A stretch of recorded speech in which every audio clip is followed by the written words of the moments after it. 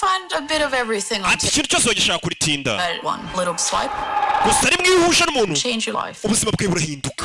Hey, urebe When I first talked with Simon, bwa mbere mvuga na Simon immediately we had a bond. ako kanya twese duhuza cyane. Simon ni umusore bahuriye kuri Tinder w'ibogari.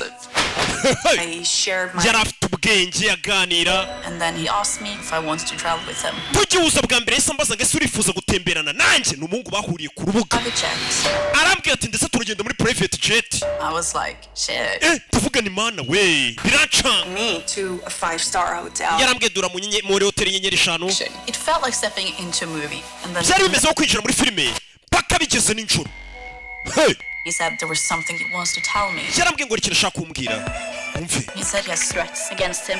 yarambwiye ngo arabari kumutera ubwoba For cash. ndetse ngo nimugurize amafaranga. ni umusore bahuriye ku rubuga. $30,000. njye namuhaye 140. njye namuhaye 30. njye namuhaye ni abakobwa umuniga yagiye atuburira ku mbuga.